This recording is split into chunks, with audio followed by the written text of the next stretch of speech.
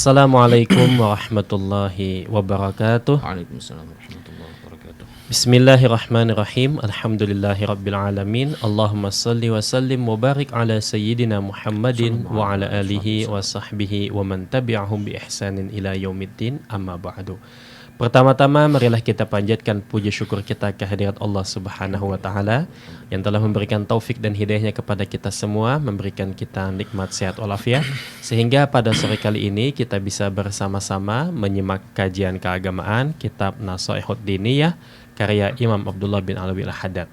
Salat serta salam kita haturkan kepada junjungan Nabi kita Nabi besar Muhammad sallallahu alaihi wasallam yang telah membawa umat manusia dari alam kegelapan menuju alam yang terang benderang, minaz zulumati ilan nur wa ilas siratal mustaqim.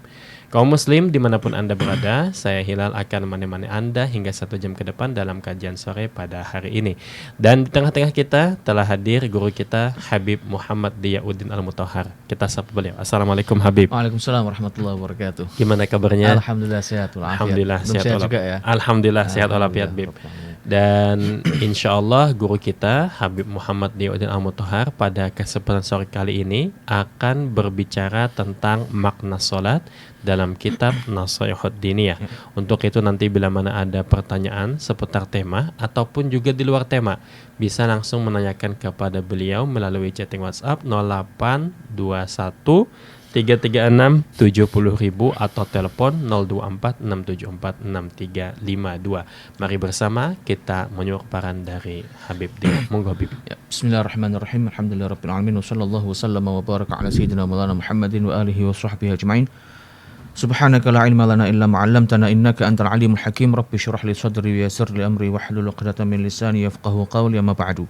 Alhamdulillah kita bisa ketemu lagi untuk melanjutkan kajian di kitab Nasaihud Diniyah. Di mana di pertemuan sebelumnya kita sudah mengawali dengan pembahasan bahwa sholat itu tiangnya agama. Ya, di mana Allah SWT pun memerintahkan hafizu 'alas sholawati was sholatil wusta. Bahkan di ayat lain Allah Ta'ala menegaskan bahwa qad aflahal mu'minun alladzina hum fi sholatihim khashi'un. Ya, orang-orang yang khusyuk dalam sholatnya, maka mereka adalah orang-orang yang sungguh-sungguh menang. Maka selanjutnya Imam Haddad dalam kitab Nasaihud Diniyah ini menjelaskan bahwa kita sudah diberi diberi perintah oleh Allah Subhanahu wa taala. Kemudian sudah diiming-imingi atau dijanjikan bahwa orang-orang yang khusyuk dalam sholat, maka dia adalah orang yang menang, orang yang beruntung. Maka beliau mulai menjelaskan bahwa ada hal dalam setiap ibadah sebenarnya, bukan hanya sholat, dalam haji, dalam zakat, ya, dalam sedekah dan lain sebagainya, itu ada sisi zahir, ada sisi batin. Ada sisi zahir, ada sisi batin. Ada sisi yang memang terlihat dari gerakan dari ibadah tadi, ada sisi batin. Maka di sini kemudian Imam Haddad rahimahullah taala menyebutkan summa inna lis-sholati suratan zahiratan wa haqiqatan batinah. Ketahuilah bahwa sesungguhnya sholat itu punya surah gambaran zahir, tapi juga ada hakikat yang batin. La kamal lis-sholati wa la tamama laha illa bi iqamatihima jami'an. Ya, tidak akan sempurna salat tadi kecuali mendirikannya atau menjalankan keduanya. Ini beliau menegaskan bahwa dua-duanya harus dijalani. Jangan kemudian karena merasa bahwa aku ini belum bisa khusyuk, jadi enggak usah salat. Ya, salah. Atau misalnya ada orang-orang yang merasa bahwa yang penting kan dalam sholat itu iling marang Gusti Allah, yang penting ingat, sehingga bentuk zahirnya nggak perlu dikerjakan. Itu juga salah. Karena kata beliau, sempurnanya sholat ketika kita bisa menjalankan keduanya. Sisi fisiknya, zahirnya kita kerjakan, hakikat batinnya pun juga kita resapi. Ya, itu yang sempurna. Wa amma suratuha dhahirah ayat. Kemudian beliau mulai menjelaskan satu persatu. Adapun bentuk yang zahirnya itu adalah fahyal qiyamu wal qira'atu war ruku' was sujud wa nahwu dzalika min wadha'i fi sholati dhahirah. Bentuk zahirnya adalah kita saat kita orang berdiri kemudian membaca Fatihah atau takbir, kemudian saat bacaan tahiyat, kemudian ruku', sujud, dan yang sebagainya, atau rukun-rukun sholat lah. Atau mungkin juga bisa tambah dengan sunah-sunahnya. Ya, di antara sunah-sunahnya misalnya tasyahud awal, kemudian qunut dan lain sebagainya. Itu bentuk zahir. Ya. Itu bentuk zahir yang kalau orang melakukan itu berarti dia baru melakukan separuh. Ya. Ya, yang tanpa hakikat kebatinan tadi. Hmm. Kemudian beliau melanjutkan wa amma haqiqatuhal batinah. Adapun hakikat salat yang batin itu adalah famithlul khusyu'i, maka seperti contohnya al khusyuk. Al khusyuk disebutkan para ulama artinya adalah ketundukan. Ya. Memang betul-betul bahwa dia tunduk, dia memaknai bahwa setiap gerakannya dia itu adalah perintah dari Allah Subhanahu wa taala dan dia tidak terdistorsi atau tidak teralihkan dengan hal-hal lain. Itu khusyuk. Kemudian wa hudurul qalbi. Ya, hadirnya hati. Yang disebutkan oleh ulama bahwa hudur itu maknanya adalah sukunul a'dha wa tadabburul qiraah. Sukunul a'dha tadabburul qiraah. Jadi antara hudur dan khusyuk dibedakan. Kalau khusyuk itu memang dia merasa bahwa ini adalah adalah perintah Allah, maka saya jalankan. Ya enggak ada embel-embel lain. Tapi hudur itu adalah ketika orang anggota tubuhnya tenang. Artinya dia hanya melakukan hal-hal yang memang perlu dalam sholat tadi, kemudian dia memahami atau berusaha mentadaburi, meresapi apapun yang dia baca. Ya. Hudul qalb itu termasuk dari hakikat batinnya sholat. Wa kamalul ikhlas, kesempurnaannya ikhlas. Nah, ini yang kemudian dibahas oleh Syekh Habib Banten di Nurul Dhalam di akhir kitab itu. Beliau sebutkan bahwa ikhlas itu ada 3 tingkatan. Yeah. Tingkatan yang paling rendah yaitu ketika ada seorang yang melakukan ibadah ya, dengan harapan fadilah, ya, pahala tertentu, ya, yang sifatnya duniawi. Ya. Itu ikhlas tingkatan pertama. Yang paling rendah, bahasanya paling rendah. Yang selanjutnya, tingkatan selanjutnya adalah ketika dia beribadah, dia mengharapkan surga atau takut neraka, atau dia kepengen pahala, menghindari dosa. Yeah. Yang paling tinggi, kata Syekh Habib Banten, itu adalah ketika orang melakukan ibadah liwajhillah, memang betul-betul karena perintah Allah. Yeah. Dia nggak mengharapkan surga, nggak takut neraka, nggak ngurus soal pahala, nggak ngurus soal dosa, tapi dia betul-betul ya karena ini perintah Allah, ya dia jalani. Ya, kata Imam Haddad, di antara hakikat batin itu adalah sempurnanya ikhlas. Maka sebisa mungkin ya kita lakukan ikhlas yang paling tinggi tadi. Jadi bukan hanya sebatas takut neraka atau mengharap surga, enggak, tapi yang betul-betul menjalankan perintah Allah Subhanahu wa taala. Wa tadabbur wa tafahum li ma'anil qiraati wa tasbih. Yang kemudian juga tadabbur, ya, merenungi wa tafahum, berusaha memahami makna-makna bacaan yang kita baca dan juga tasbih yang kita ucapkan. Ketika orang baca Fatihah, ya, apa makna dari Bismillahirrahmanirrahim, apa makna dari Alhamdulillahirabbil alamin, apa makna dari Iyyaka na'budu wa iyyaka nasta'in dan selanjutnya. Kemudian saat rukuk misalnya atau saat istiftah, ya Allah akbar kabira dan seterusnya. Kemudian ketika rukuk, ya, sujud, setiap bacaan dia usahakan untuk tadabbur, untuk meresapinya, untuk memaknainya. Itu yang termasuk dari kategori hakikat batin. Wa nahwu dzalika min wadha'ifus sholatil batinah, dan yang selainnya yang masuk dari kategori salat atau makna salat yang sisi batin. Beliau memang seakan tidak merinci, ya, tidak merinci rukun-rukunnya salat, ya. Karena itu nanti di pembahasan fikih. Atau sunnah-sunnah itu pembahasan fikih. Atau juga beliau juga tidak merinci tentang apa saja hakikat batin yang bisa kita lakukan dalam sholat. Tapi paling enggak beliau sudah menjelaskan bahwa itu tadi sholat itu ada dua sisi mata uang. Ada sisi yang nampak, ada sisi yang tidak nampak. Yang sholat kita tidak mungkin sempurna kalau tidak menjalankan keduanya tadi. Yang nantinya kalau sudah kita jalankan keduanya tadi, itu yang kemudian muncul ya fadilah, ya, atau faedah dari sholat tadi. Inna sholata tanha 'anil fahsya'i wal munkar, ya, mencegah dari perbuatan keji dan mungkar. Kemudian sholat juga menjadikan kita selalu ingat kepada Allah Subhanahu wa taala. Dan selanjutnya, jadi faedah sholat tadi ya bisa didapati kalau kita sudah sempurna kedua sisi ini. Tapi sekali lagi bukan berarti bahwa kalau orang tidak sempurna, ya, terus meninggalkan sama sekali. Ini yang salah. Ini yang sering atau banyak dijadikan alasan orang dari saya masih maksiat, jadi daripada saya merendahkan sholat, karena Allah Ta'ala berfirman bahwa sholat itu mencegah perbuatan keji dan mungkar.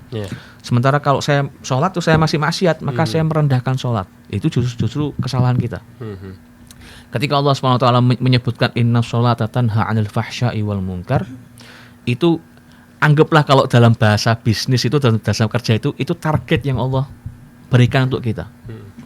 Sehingga kalau kita kerja sama orang, tanda kutip kita kerja sama Allah, ya kalau tidak memenuhi target, apakah kemudian kita keluar dari pekerjaan tadi? Kan tidak juga. Ya. Itu target yang Allah berikan untuk kita, bukan berarti kalau kita belum bisa sampai ke situ terus kemudian kita dipecat, pasti itu enggak. Yang penting kita berusaha memaksimalkan apa yang bisa kita kerjakan, selebihnya kita tawakal kepada Allah Subhanahu wa taala. Karena sekali lagi sempurnanya salat itu ya dari dua sisi tadi ketika dijalankan. Fadhahirus sholati, kata beliau, hadzul badan wal jawarih. Bentuk zahirnya salat itu adalah bagian atau jatahnya badan. Jatahnya anggota tubuh. Wa batinus shalah, ya, sementara batinnya salat atau hakikat batin salat tadi adalah hadzul qalbi wasirri. Itu adalah jatah atau yang bisa dikerjakan hati. Wa dzalika mahallu nadharil haqqi minal 'abdi. Ya, dan itulah kemudian yang menjadi hati tadi, itulah yang menjadi standar pandangan Allah Subhanahu wa taala dari seorang hamba. Sebagaimana dalam sebuah hadis Nabi sallallahu alaihi wasallam menyatakan innallaha la yanzuru ila suwarikum wala ila ajsadikum walakin yanzuru ila qulubikum. Allah itu tidak melihat fisik kalian, tapi Allah melihat hati kalian. Itulah kenapa kemudian disebutkan dalam sebuah riwayat bahwa sholat itu ketika sudah dikerjakan, ya, itu akan apa istilahnya, diangkat atau diverifikasi oleh malaikat di setiap jenjangnya. Sehingga malaikat pertama ya dia ngecek bagian, misalnya bagian riyaknya, lolos lanjut. Nanti malaikat kedua ngecek misalnya bagian keikhlasannya, ini ikhlas apa enggak, lolos lanjut, dan seterusnya. Sampai ketika semua verifikasi itu sudah lulus, ya, kemudian sampai di hadapan Allah Subhanahu wa taala, maka Allah yang Maha mengetahui menerima atau menolaknya. Ya, karena Allah yang lebih tahu detail seorang hamba tadi dalam sholat bagaimana.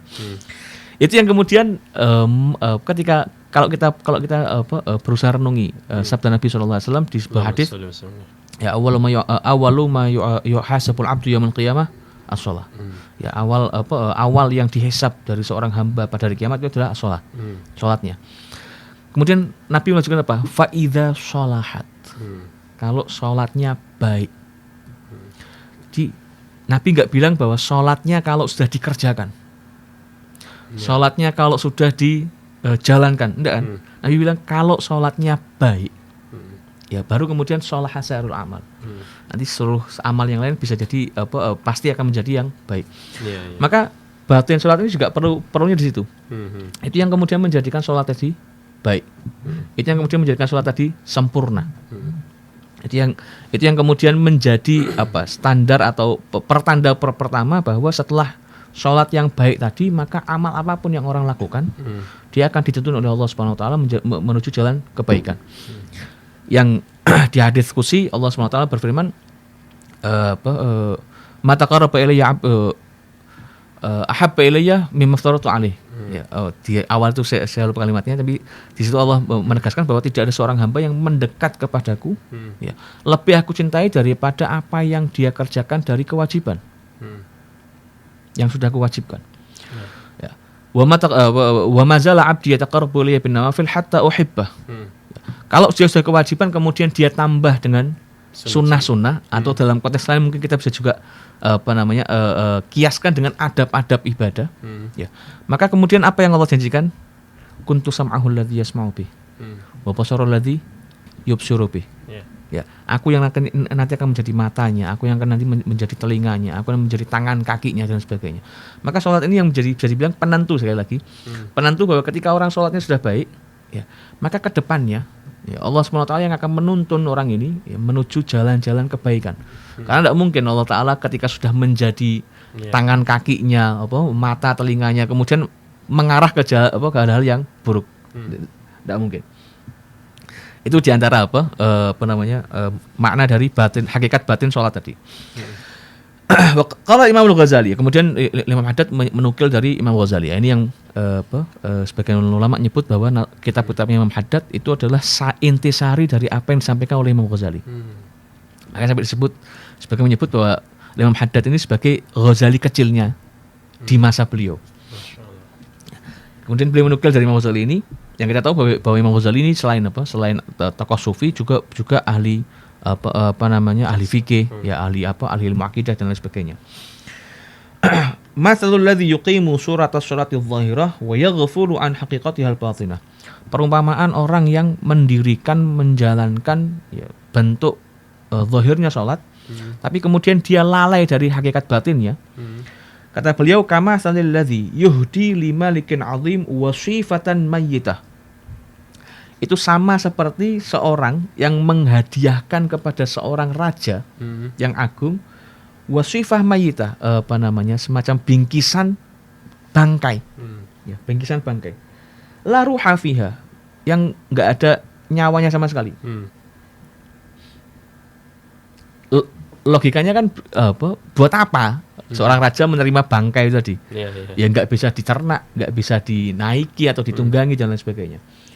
Wa matsalul ladzi yuqassiru fi iqamati dhahirus shalah. Ya, kemudian beliau melanjutkan, adapun perumpamaan orang yang yuqassir kurang, ya tidak sempurna dalam mendirikan zahirnya salat, kama matsalul ladzi yuhdi ilal malik wa sifatan maqtu'atul atraf. Seperti orang yang memberikan kepada seorang raja yang agung tadi, ya hewan, ya semacam hewan yang tangan kakinya terputus, tidak sempurna. Ya sama aja, hidupnya pun juga tidak bisa dimanfaatkan. Mafqu'atul ainain kata beliau. Jadi mafqu'atul matanya juga tercongkel. Fahuwa walladzi qablahu muta'arridani minal maliki bihadiyatihi minal iqabi wan nikal.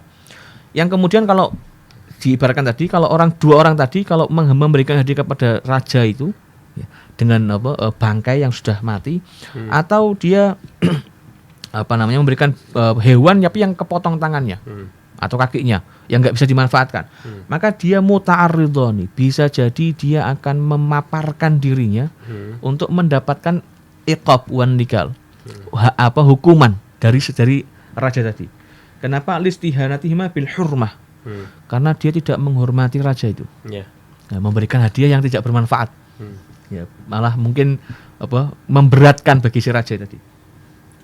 Wastighfafihima bihaqqil malik, ya, dan juga karena perendahan mereka terhadap ya, haknya seorang raja. Tsumma qala, kemudian beliau menyebutkan, fa anta tuhdi sholataka ila rabbik. Maka engkau seorang muslim itu ketika sholat dia sedang menghadiahkan sholat kepada Tuhanmu. Fa iyyaka an tuhdiyaha bihadhihi sifah. Maka jangan sampai, hati-hati, jangan sampai engkau menghadiahkan sholatmu seperti dua sifat tadi. Ya, bangkai, nggak ada rohnya sama sekali, nggak punya hakikat batin sama sekali, atau tidak sempurna. Ya. Kenapa? Karena ditakutkan fatastawjibal uqubah, maka engkau bisa jadi akan mendapatkan atau berhak mendapatkan uqubah, ancaman adab dari Allah Subhanahu wa taala. Wa'iyadzubillah. Ini perumpamaan yang menarik dari Imam Ghazali.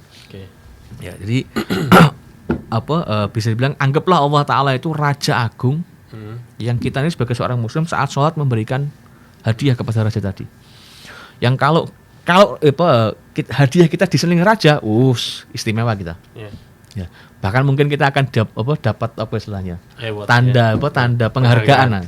Atau mungkin bisa jadi malah nanti kemudian raja ini akan memberikan perhatian khusus kepada kita. Ya mungkin dengan cara anak buahnya suruh jaga semacam pas pampresnya orangnya dan sebagainya. Tapi kalau kita memberikan hadiah yang justru menunjukkan ketidakhormatan kita kepada raja, ya maka mungkin kita akan dapat hukuman yang bahkan sampai tingkat kematian. Maka bayangkan saat orang sholat, seorang itu sedang memberikan hadiah kepada Allah Subhanahu wa taala. Ya, yang raja di raja. Ya, apapun kemudian bisa Allah lakukan untuk kita. Maka tadi ingat lagi sebagai di hadis qudsi bahwa ketika Allah Subhanahu wa taala sudah mencintai seorang hambanya, ketika orang hamba tadi mendekatkan dirinya kepada Allah dengan perbuatan nafilah, ya, perbuatan sunnah atau adab-adab tadi, maka Allah yang akan menjadi mata dan telinganya. Ya, itu reward yang Allah Yeah. berikan bagi siapapun yang sempurna dalam menjalankan ibadah kepada Allah Subhanahu wa taala. Kemudian beliau melanjutkan wa minal muhafazati 'ala sholati wal iqamati laha kamalut taharati wal ihtiyatu fiha fil badani was thawbi wal makan. Kemudian di antara bentuk penjagaan salat ya, karena ibarat hadiah itu kan atau barang ya. Itu kan harus dipersiapkan bukan cuma saat dikerjakan tapi sebelumnya pun diperhatikan. Maka kata beliau bahwa di antara bentuk penjagaan salat yang diharapkan tadi itu adalah kamalut taharah ya, kesempurnaan bersuci, wal ihtiyatu fiha, dan kehati-hatian di dalam bersuci tadi. Fil badan wa thawb wal makan, di baju, di tempat maupun di tubuh kita, ya badan kita. Karena at-taharah dalam konteks fikih pun nanti maknanya izalatun najas wa raf'u hadatsy. Ya. Jadi membersihkan badan dari najis atau mengangkat hadas yang ada dalam diri kita. Maka sebisa mungkin kita maksimalkan, kita sempurnakan taharah itu. Qala alaihi salatu wasalam, Nabi sallallahu alaihi wasallam bersabda, at-tuhuru miftahus shalah. Ya, kesucian adalah kunci daripada salat. Wa fil hadits al-akhar at-tuhuru syatrul iman. Dan di riwayat lain Nabi sallallahu alaihi wasallam menyatakan ya, kesucian, kebersihan itu merupakan sebagian daripada iman. Itu at-taharah secara umum. At-taharah secara umum. Jadi membersihkan najis ataupun mengangkat hadas. Ya, di baju, di badan dan itulah kenapa kemudian para ulama fikih menyebutkan bahwa at-talattuh bin najasah haram. Talattuh atau dalam kalimat lain bisa disebutkan tadammuh. Ya apa bahasanya? Main-main dengan najis. Ya entah kotoran atau apapun, kalau kita main-main tanpa ada kepentingan sama sekali, bukan karena penelitian dan lain sebagainya, itu disebutkan itu haram. Ya, kenapa? Karena ditakutkan saat kita membersihkan diri kita, ya kita terlewat ada satu najis yang nggak sampai dibersihkan. Itu yang kemudian menjadikan sholat kita nggak sah. Karena ketika sholat terus selesai sholat sadar ada najisnya, maka kan kita wajib untuk ngulang lagi. Ya, jadi itu yang kemudian menyebutkan bahwa ihtiyat. Ya, ini yang menarik ya. Kita ihtiyat, kehati-hatian. Ya, maka jangan sampai proses saat sebelum sholat tadi salah atau kita tidak hati-hati. Karena kalau boleh mengibaratkan sholat itu bisa kita bilang produk jadi. Produk jadi atau barang jadi lah. Misalnya apa produk ini ya? HP lah misalnya, HP. Kalau yang kita perhatikan hanya proses pembuatan HP. Tanpa memperhatikan jalur distribusi komponen-komponen HP-nya, ya maka kita tidak bisa menjamin kualitas HP tadi. Ya kan? Tapi kalau kita dari hulu ya, dari komponennya aja, komponen pembuatan HP kita sudah teliti, kita sudah pilih, kita sudah pilah mana yang terbaik. Kemudian saat proses pembuatan HP-nya kita pakai konsep ada hakikat, ada lohir tadi. Ya, tahu visi misinya lah. Maka saat barang tadi jadi, kita pasti yakin bahwa barang ini adalah barang yang terbaik. Ya, karena dari hulu sampai ke hilir kita sudah cek ya komponen-komponennya. Ya. Itu yang sekarang ini juga misalnya di beberapa tempat ngopi pun kan juga begitu. Para orang nyebut sekarang ini kalau kopi yang bagian bikin kopi itu. Apa istilahnya? Barista. Ya. Beberapa barista itu kan bahkan sampai dia ngecek sendiri ke perkebunan kopinya untuk menentukan kualitas kopi yang mau dia olah. Ya. Maka sholat pun juga begitu. Ya, ibarat samakanlah dengan semacam itulah. Ya. Dimana kalau kita mau kualitas sholat kita baik, maka sebelum sholat pun ya komponen-komponennya juga harus kita jaga, harus kita hati-hati dalam memilih dan memilahnya. Itu yang kemudian kata Imam Haddad itu yang termasuk dari muhafadzah atau bentuk dari penjagaan sholat kita. Ya. Bahkan dalam fikih pun wudu misalnya, salah satu bentuk taharah. Dalam sebuah hadis Nabi sallallahu alaihi wasallam menyatakan ma min ahadin yatawadda fayuhsinul wudu thumma yusalli rak'atain tsumma yusalli rak'atain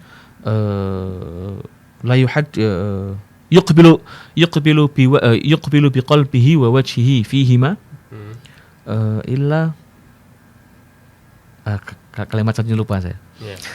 Walhasil di situ Allah Ta'ala Nabi SAW menyatakan bahwa tidaklah salah seorang dari kalian ya berwudu kemudian membaguskan wudunya, yahsunul wudu, yang kemudian dia sholat 2 rakaat, yang dalam wudu dan sholatnya tadi dia yuqbilu biqalbihi wa wajhihi fihima.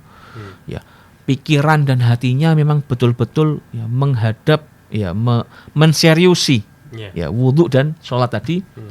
Maka Allah akan berikan pahala yang sekian. Jadi Nabi menyatakan bahwa komponen komponen wasilah ya Afwan. Wasilah untuk sesuatu itu disamakan hukumnya, disamakan pahalanya dengan tujuannya. Yang kemudian dalam konsep usul fikih disebut lil wasail hukmul maqasid. Ya, wasilah punya hukum sama seperti tujuan. Nabi bilang bahwa orang yang wudu kan komponen sholat. Kemudian setelah itu dia sholat, tujuannya. Yang kemudian dengan ikhlasnya tadi, ya dengan ikhlas dengan khusyuk tadi, dia melakukan keduanya secara sempurna, maka Allah akan berikan pahala yang luar biasa. Jadi jangan lupa bahwa komponen sholat itu juga satu hal yang penting. Ya. Dan insya Allah kita bahas lagi terkait dengan muhafadzah ya, bentuk penjagaan sholat di pertemuan selanjutnya. Wallahu a'lam bishawab. Baik kaum muslim, sangat menarik sekali kajian kita di sore kali ini, dan jangan kemana-mana, kita akan kembali setelah nada berikut ini.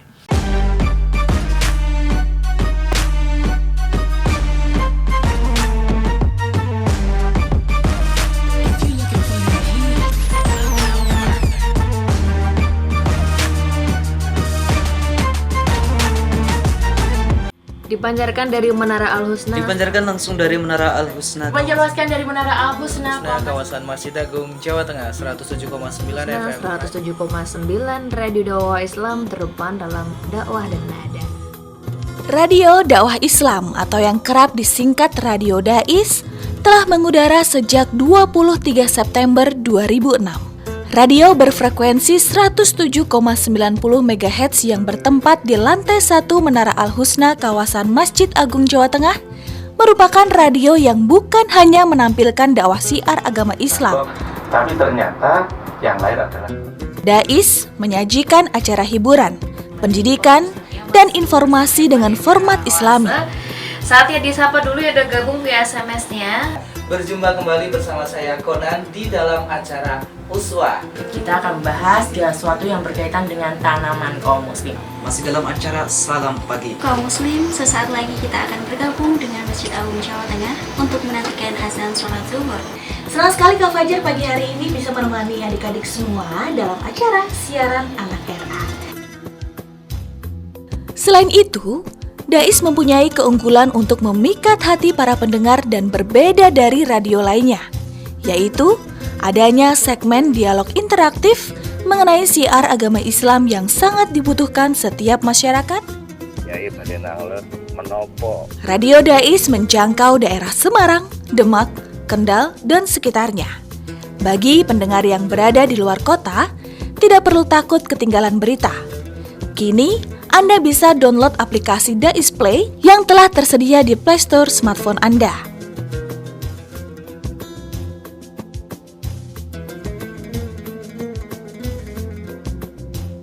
Radio Dais, terdepan dalam dakwah dan nada.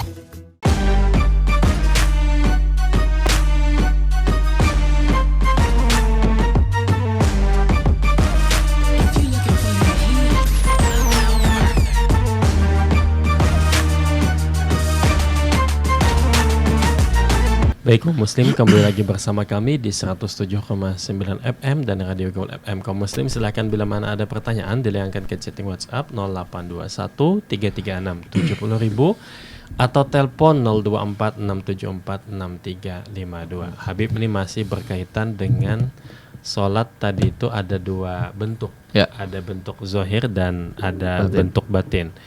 Apakah ini yang dimaksudkan dengan ada namanya sholat fikih dan tasawufnya di situ, Bib. Nah, Ya istilahnya macam-macam. istilah macam-macam. Jadi poinnya di situlah. jadi Poinnya kalau begitu. kita resikonya nih kita sholat tapi tidak ada batinnya, atau kita batinnya ingat tapi tanpa sholat, apakah ini yang dikatakan yang pakot tahakaka itu tuh, man tasawwafa wa man tafaqa?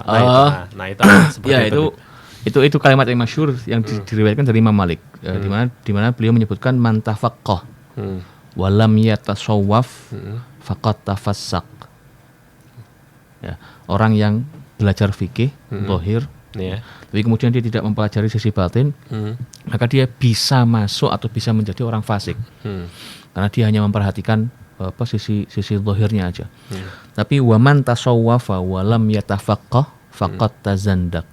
Orang yang belajar tasawuf aja, dia tidak belajar fikih, maka ditakutkan dia menjadi orang zindik, ya, atau bisa dibilang semacam munafik lah, ya, karena dia tidak kalau munafik masih mending, atau dia hanya memperhatikan sisi-sisi batinnya saja tanpa mengerjakan zahirnya yang itu sebenarnya wajib juga. Jadi kemudian Imam Malik mengakhiri riwayat itu dengan menyebutkan waman tafaqqaha wa tasawwafa faqad tahaqqaq. Orang yang sudah belajar fikih, ya, kemudian mengamalkan yang fikih zahir tadi, kemudian dia juga tasawuf, ya, menjalankan tasawuf, belajar dan kemudian menjalankan tasawuf tadi, maka dia sudah tahaqqaq. Dia sudah betul-betul mengalami atau menjalani yang sebenarnya.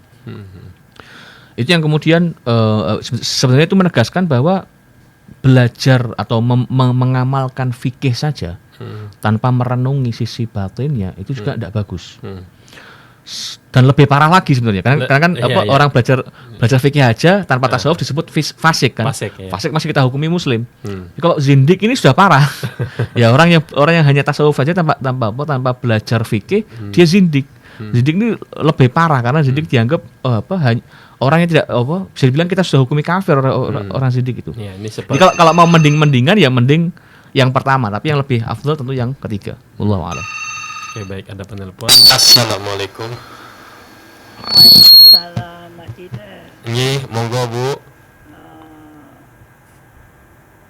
Assalamualaikum, Ustaz. Waalaikumsalam warahmatullahi wabarakatuh. Ini saking kula Bu Mudori. Nggih, Bu Dori monggo. Kalau Ustaz ngendika, nek ora iso artine nganu, ora usah salat ya. Ngaten Ustaz. Salah. Persis bacaan akhirnya baca ya. Iqra bismi rabbikal ladzi khalaq. Enggak tahu artinya terus.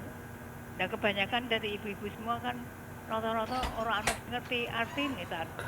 Iya. Qul huwallahu ahad belum nyampe. Tapi nek ora ngerti artinya terus ora sembahyang lha piye Ustaz? Iku pripun niku mangke hukume? Ora ngerti tujuan, pokoknya sing ngerti ngaku sembahyang wa ahad wa sing penting aku iqra bismi rabbika, iqra qul wallahu ahad wa summa. Sing penting ngoten. Dadi langka sing tahu persis dari makna arti mulai Allahu Akbar sampai salam niku boten wonten Tat. Nggih. Ibu-ibu mikire teng riku mesti. Oh, nggih. Kok niku momonge ibu-ibu Tat. Nggih. Matur nuwun. Waalaikumsalam warahmatullahi wabarakatuh. Ya, ini tadi mungkin ada kesalahan mungkin pas saya ngucap kurang tepat atau kurang komplit. Tapi poinnya yang tadi disebutkan di kita pelajari adalah kesempurnaan. Ya, jadi kesempurnaan bukan keabsahan. Karena beda antara kesempurnaan dengan keabsahan. Dimana yang tadi kita pelajari bahwa kesempurnaannya adalah ketika orang sudah menjalankan rukun-rukun dan sunnah-sunnah yang sisi zahir tadi, dan juga merenungi hakikat batin. Sehingga bukan berarti yang salah pahami tadi, bahwa bukan berarti kemudian kalau tidak bisa batin kemudian tidak sholat sama sekali. Itu salah. Bukan itu. Bukan itu maksudnya. Ya. Jadi bukan kemudian atau sebaliknya, atau ketika dia hanya memantingkan sisi batinnya saja tanpa zahirnya, kemudian dia tidak mengerjakan gerakan fisiknya, itu juga salah. Tapi kesempurnaannya di situ. Kesempurnaannya di zahir jalani, batin pun diresapi. Tapi kalau memang tidak bisa keduanya sekaligus, ya tentu yang penting dijalani aja. Ya, di sisi zahirnya, ya sisi batinnya nanti sambil menyusul. Ya, jadi mungkin tadi saya yang salah saya salah dalam menyampaikannya. Jadi bukan berarti kemudian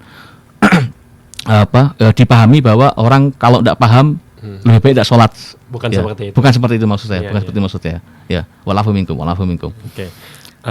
Kemudian nih masalah berkaitan dengan ikhlas juga. Jadi diterimanya amal itu diantaranya karena ikhlas. Tadi di awal Habib menceritakan ikhlas itu ada 3 tingkatan. 3 tingkatan. Sebagaimana yang disampaikan Syekh Nawawi, yang pertama ikhlas karena pahala. Karena fadilah duniawi. Ya, duniawi. Kemudian karena surga.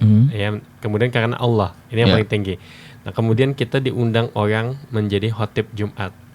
Lalu pikiran kita, ini khotib ini lumayan nih kayaknya dapat amplop gitu kan. Jadi kalau semisal pulang nanti dapat diamplokin sama panitia masjid. Nah, itu kalau tujuannya amplop itu apakah masuk kategori ikhlas juga, Habib? Ya itu yang dilematis karena konten atau khutbahnya kita hukumi tetap kebaikan. Ya. Hanya nanti masalahnya adalah tujuannya dia itu tadi. Tujuannya dia tujuan duniawi yang tentu kita dalam tasawuf dihukumi itu rendah banget. Itu satu hal yang rendah banget. Bukan nggak boleh ya. Itu rendah karena ketika kita melakukan sebuah ibadah yang tujuannya atau kebaikan akhirat kok dibarter dengan kebaikan duniawi yang rendah tadi. Yang tentu oleh ulama tasawuf disebutkan bahwa itu tadi ya gambaran seperti tadi ya. Ya orang diundang khutbah atau diundang acara kemudian dia yang dia pikirkan adalah amplopnya atau bayarannya, tentu dia melakukan tindakan yang amat sangat rendah di mata para ulama tasawuf. Tapi sekali lagi bukan berarti kemudian bentuk ibadahnya atau bentuk kebaikan ini hilang sama sekali enggak. Ya. Itu yang kemudian di awal kita sudah pernah bahas bahwa ketika Allah SWT menyebutkan kabura maqtan indallahi an taqulu ma la taf'alun. Ya. Besar murka Allah bagi siapapun yang ngomong tapi tidak mengerjakan. Terus Imam Ahmad kan sempat mengomentari bahwa lebih parah lagi orang yang sudah punya ilmu tapi dia nggak menyebarkannya dan juga nggak mengamalkannya. Jadi ngomong atau menyampaikan walaupun tidak mengamalkan dianggap lebih baik, walaupun di situ Allah Taala menyebutkan kabura maqtan indallah. Sama ya, orang-orang yang menjalankan sebuah kebaikan dengan tujuan duniawi, ya dia rendah, dia mungkin dapat anggaplah kita katakan dapat murka dari Allah Taala. Tapi kebaikan tadi juga harus kita nilai. Ya, wallahu a'lam bishawab. Oke, baik. Kemudian ada pertanyaan. Ya. Sebelum itu koreksi dulu. Dari yang pertanyaan kemarin.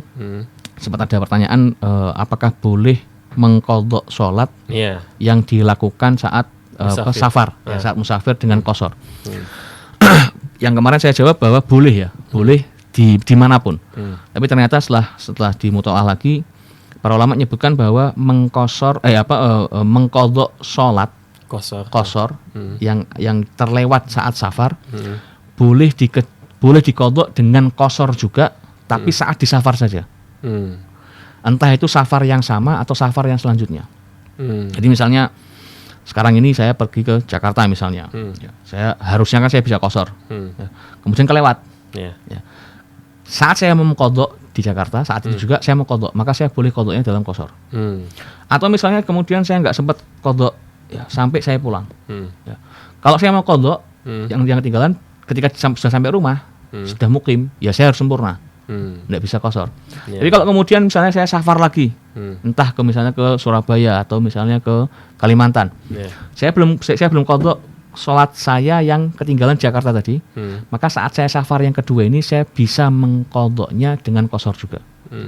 Jadi diperbolehkan mengqadha sholat saat yang ketinggalan saat safar dengan jumlah qashar dengan syarat mengqadhanya juga saat safar juga.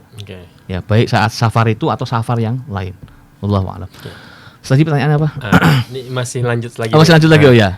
Mukim, dikatakan seseorang itu mukim kira-kira setelah berapa hari? Semisal saya ke Jakarta, nginap di hotel.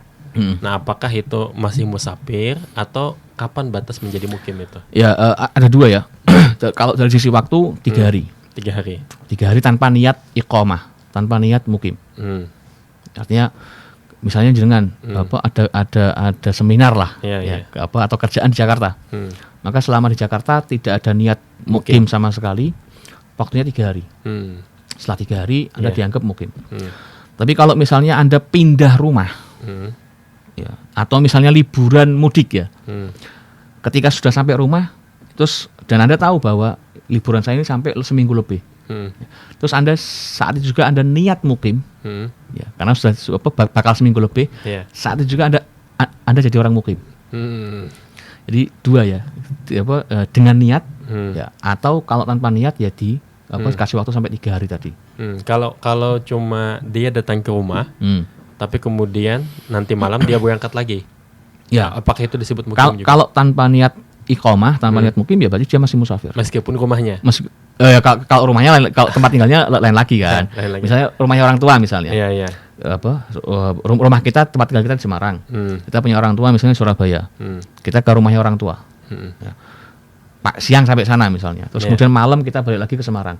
Ya maka selama 6 jam atau 10 jam di siang itu ya kita masih musafir. Jadi kalau contohnya tadi liburan mudik,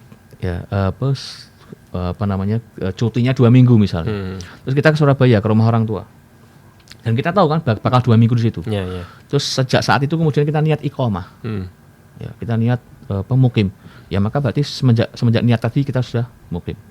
Jadi kalau sudah mukim ya sudah tidak bisa. Itu kalau rumah orang tua. Nah kita memang tidak punya rumah nebeng orang tua gitu, Beb. Cuma mahasiswa UIN semisal. Kemudian dia berarti kan rumahnya di rumah orang tuanya itu. Sama ya. Sama aja, yang penting tempat tinggalnya. Kemudian ada pertanyaan. Assalamualaikum Habib. Waalaikumsalam warahmatullahi wabarakatuh. Mohon izin bertanya, tata cara maulid tiba yang benar bagaimana? Terima kasih. Tata cara maulid tiba yang benar. Wallahu alam, saya belum pernah tahu tentang apakah baca maulid itu kemudian ada tanda kutip semacam syarat rukunnya.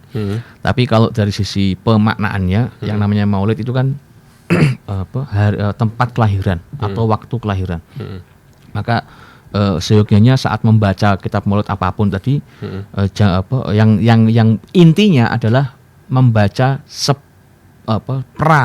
sebelum kelahiran Nabi sama setelah kelahiran Nabi. Soal berapa komponennya atau berapa persen yang harus dibaca, wallahu alam. Wallahu alam. Jadi saya tidak tahu. Yang terpenting intinya adab majelis gitu ya. Yang terpenting karena maulid itu kan artinya kan lahir, tempat lahir atau waktu lahir. Maka sebelum Nabi lahir atau sebelum pasal ya menceritakan yang kelahiran Nabi ya dibaca. Kemudian pasal setelah kelahiran Nabi juga dibaca. Cuman komponennya berapa persen itu yang saya wallahu alam. Saya belum tahu. Baik kaum muslim, ini merupakan kata para ulama itu untuk mengetahui kesempurnaan ilmu seseorang. Bila mana dia ditanya, dia akan mengatakan wallahu alam.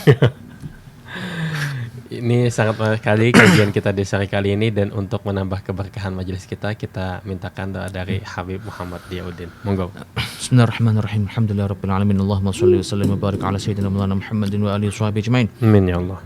ربنا انفعنا بما علمتنا ربي علمنا الذي ينفعنا ربي فقهنا وفقه أهلنا وقرابة لنا في ديننا مع أهل القطر أنثى وذكر ربي وفقنا ووفقهم لما ترتضي قولا وفعلا كرما وارزق الكل حلالا دائما وأخل أتقياء علما نحظى بالخير ونكفى كل شر ربنا أصلح لنا كل شؤون وأقر بالرضا منك العيون واقض عنا ربنا كل الديون قبل أن تأتينا رسل منون واغفر واستر أنت أكرم من ستر وصلاة الله تغشى المصطفى من إلى الحق دعانا والوفا بكتاب فيه للناس شفاء وعلى الآل الكرام الشرفاء وعلى الصحب المصابيح الغرر اللهم اهدنا بهداك وجعلنا ممن يسارع في رضاك ولا تولنا وليا سواك ولا تجعلنا ممن خالف أمرك وعصاك حسبنا الله ونعم الوكيل نعم المولى ونعم النصير ولا حول ولا قوة إلا بالله العلي العظيم صلى الله على سيدنا مولانا محمد وآله وصحبه وسلم والحمد لله رب العالمين والعفو منكم. Demikian kaum muslim, saya Hilal mohon undur diri. Terima kasih atas segala perhatian dan kerjasamanya. Wallahul muwaffiq ila aqwamit thoriq. Wassalamualaikum warahmatullahi wabarakatuh.